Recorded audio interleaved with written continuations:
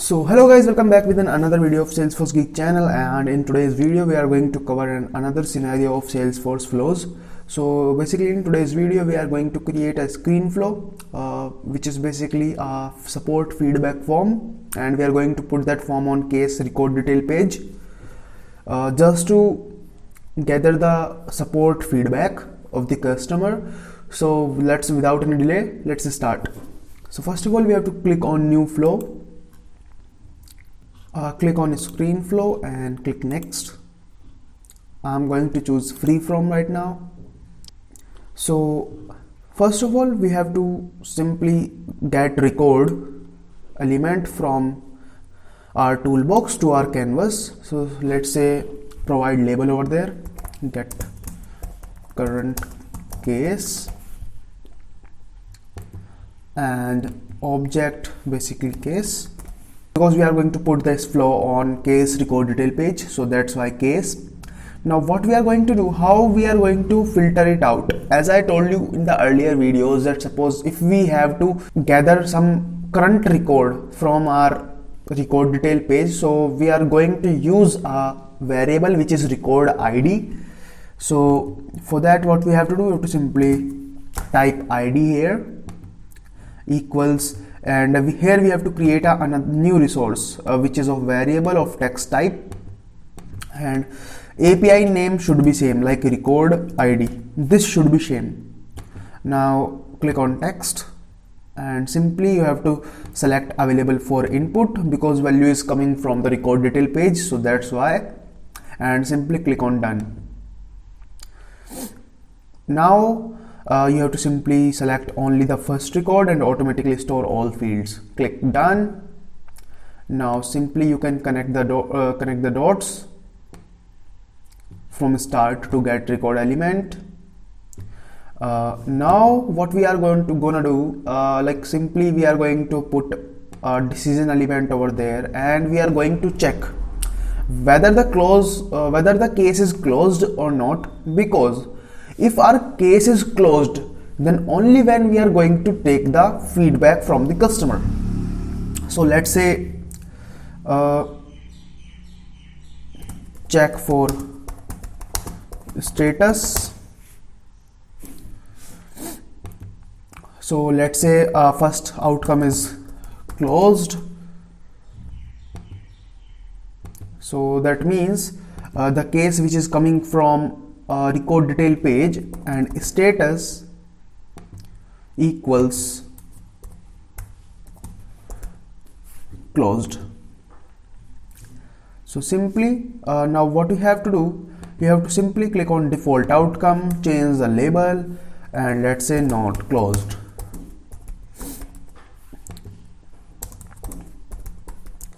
And that means if our status is something else rather than closed.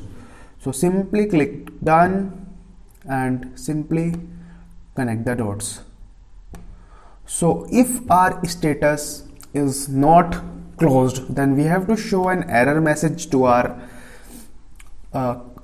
client or whatever the user. So simply we are going to use the display text, and we have to provide the screen name over there, let's say screen 1, and in display text we have to provide the message, let's say message 1, and in here let's say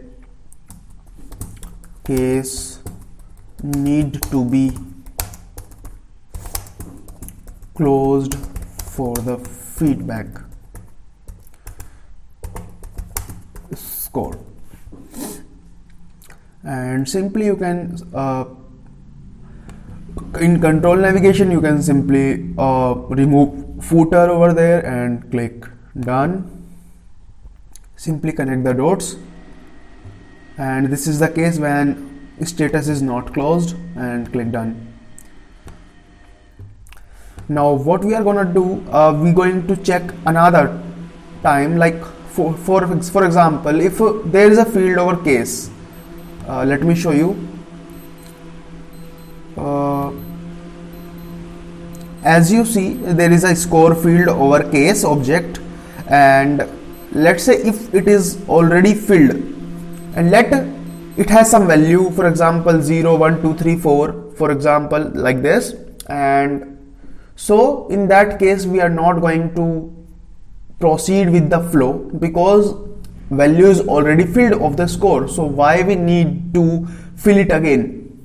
Let me clear you. Score is a field which is going to store the feedback of the customer regarding the support. Now suppose it is already filled, that means that feedback is completed, so we don't need that our flow should run again to get the feedback. So for that, what we have to do, we have to simply use another decision. Let's say check for score, and in label what we have to do, we simply check, let's say score is not filled.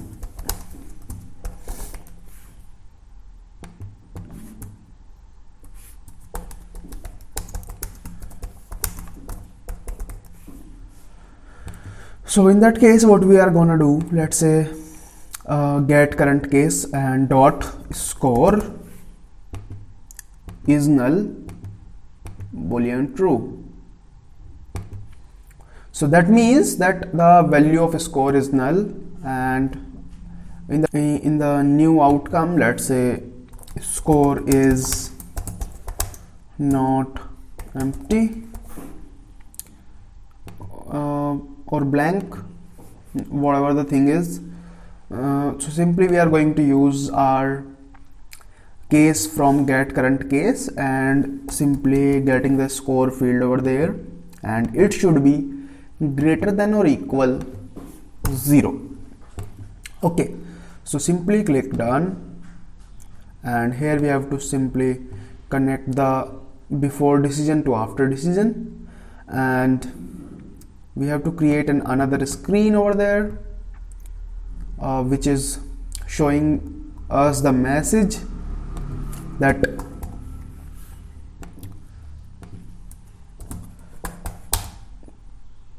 case feedback is completed, and let's say thank you message.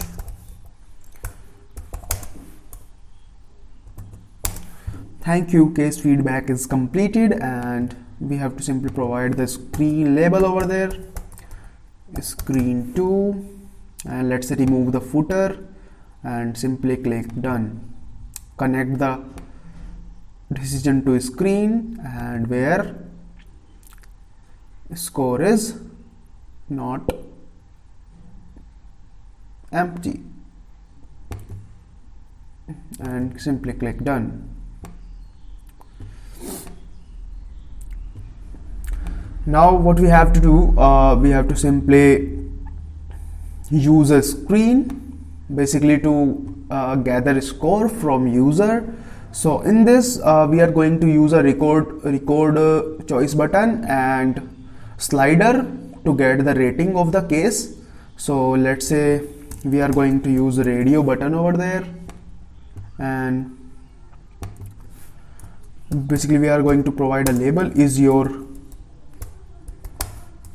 case resolved.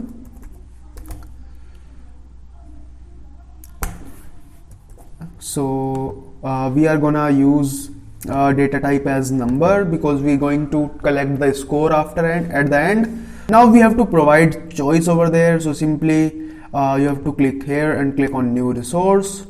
In the resource type you have to simply select choice, and here you have to type choice yes, and let's say here you have to provide the label yes, and here you have to provide the data type which is number, and here choice value. So if it is yes, then the value is 1, and simply click done. We have to provide another choice which is no, and let's say API name will be no, and here you have to provide label, which is no, and here data type will be number and choice value equals to 0, and simply click done. So as you see, via our radio buttons, we have two options over there, yes or no. Now the another screen component we are going to use is slider.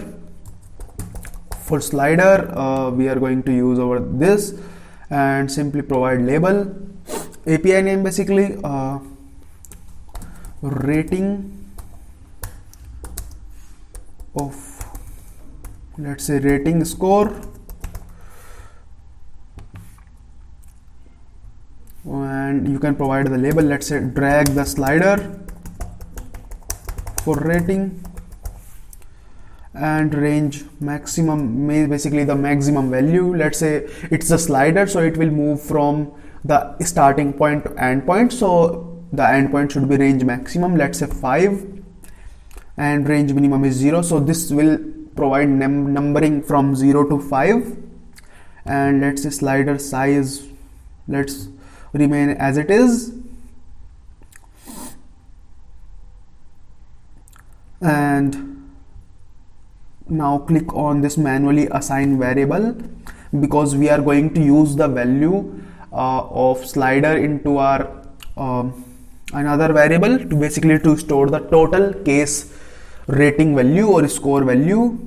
So simply on value you have to click on new resource, and here you have to simply click on variable, and let's say slider rating, data type should be number, and decimal place is 0, and click done. Now what you have to do, you have to simply click on done or remain done. You can simply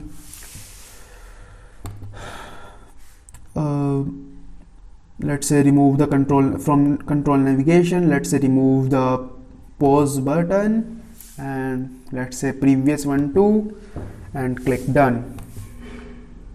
Okay, we have to provide the screen properties, let's say screen 3, and click done. Still we have some, okay, we have to also provide the label, let's say screen 3, and click done. Now simply you have to connect from decision to screen 3, which is a score is not filled, and I think it is very confusing. Score is not empty and score is not filled. Let's correct them. So score is not filled, let's say score is blank.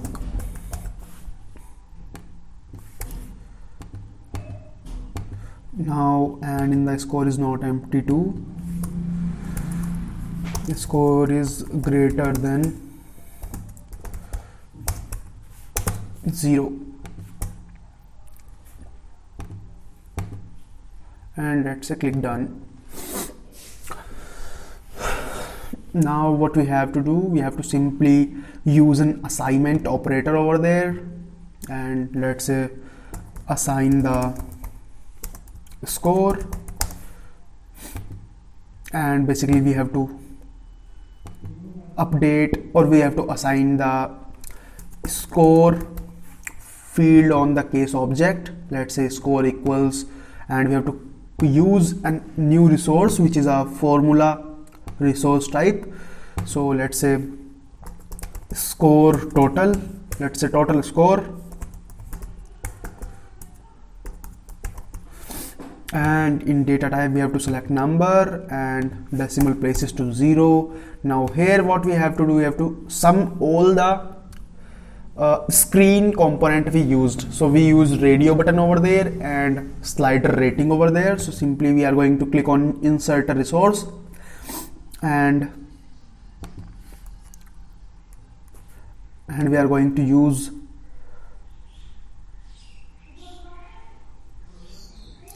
slider rating plus, and is your case resolved, because it's a radio button. So simply click done, and again you have to click done. Now what you have to do, you have to simply update the case. So for that, what we have to do, we have to simply get update record element from the toolbox and drag it to canvas. Let's say update case. So, and here we have to use the IDs and all fields value from a record or collection variable. So we are going to select here case from get current case and click done, and simply connect the dots. Now what we have to do, we have to simply save our flow, and let's say case feedback score, and simply save.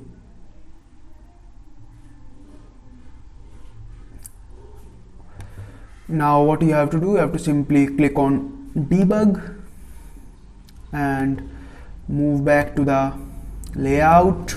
Basically we are going to check whether our flow is working or not. So let's get the ID of a closed case. So as you know, as you know, their status is closed, but the score is given. So let's bring another case which is status closed and score is already closed. So let's click on another case. So as you see, score is empty and status is closed. So let's get the ID, copy the ID from the URL, and here you have to provide the ID over there and click run. So as you see, the screen is over there. So as you see, is your case resolved? So let me click on yes, and let's say provide any number, let's say 3, and click next. So you can check the debug logs over there, and let's check whether in the case, let's refresh it, whether the score is 4 or not.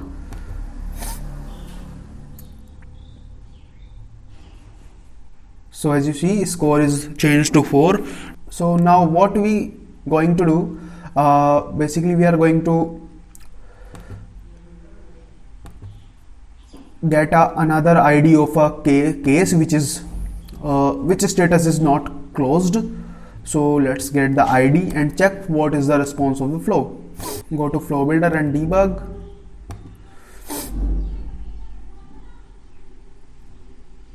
and provide the record ID, and the status of the case is new, and click run. So as you see, the error message which is case need to be closed for the feedback score, and let's say if status is closed,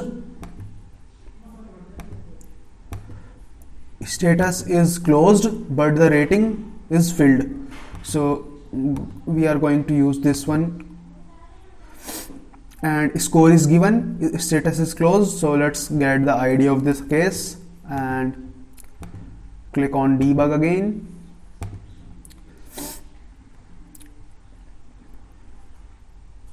Let's provide the record ID over there and click run.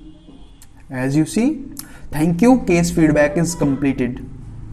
So this is the second error message because score value is over there. So that's why. Now what we are gonna do, we are going to use it on a case record detail page. So let's click on this setup icon and click on edit page.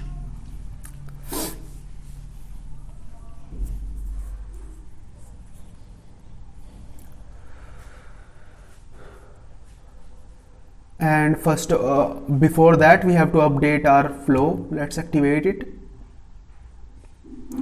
And now what we have to do, we have to simply drag and drop a flow over there. Let's say this, and